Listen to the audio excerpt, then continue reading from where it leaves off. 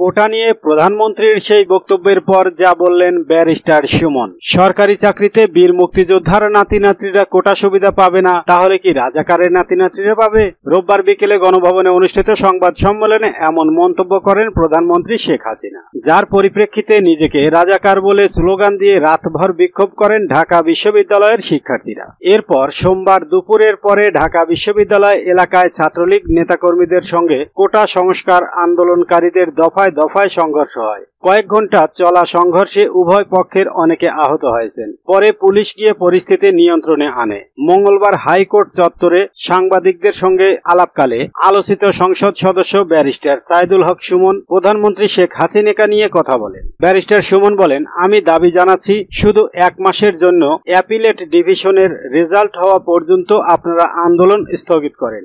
আপনারা যদি চান তবে আপনাদেরকে সঙ্গে নিয়ে প্রধানমন্ত্রীর সঙ্গে কথা বলবো। তিনি বঙ্গবন্ধু কন্যা, তাকে বললে তিনি বুঝবেন না এমন কোনো জিনিস নেই। আমি তার কাছাকাছি থেকে আপনাদেরকে বলছি, তাকে বুঝিয়ে বলা গেলে তিনি বোঝেন না এমন কোনো জিনিস নেই। তিনি বলেন, ছাত্রলীগ কোনো মারধরের ঘটনায় থেকে থাকলে এটি ছাত্রলীগের দলীয় সিদ্ধান্ত না, এটা হচ্ছে অতি আবেগ। তারা নিজেদেরকে প্রমাণ করার জন্য ছাত্রলীগের ট্যাগ লাগিয়ে আরেকজনকে মারছে। এটা কি তারা বোঝে না যে কাউকে মারলে সেটার ভিডিও হচ্ছে, সারা দেশের মানুষ জানছেন, এতে ছাত্রলীগের ক্ষতি হচ্ছে?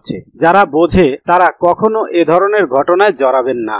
ছাত্রলীগ ও সাধারণ শিক্ষার্থীদের মধ্যে যা হচ্ছে তা দুঃখজনক উল্লেখ করে সুমন বলেন, এ পরিস্থিতি এড়াতে হবে যে কোনোভাবে। সোমবার যারা আহত হয়েছেন আমি সরকারের কাছে দাবি জানাবো তাদেরকে পরিপূর্ণভাবে চিকিৎসা ব্যবস্থা করার জন্য।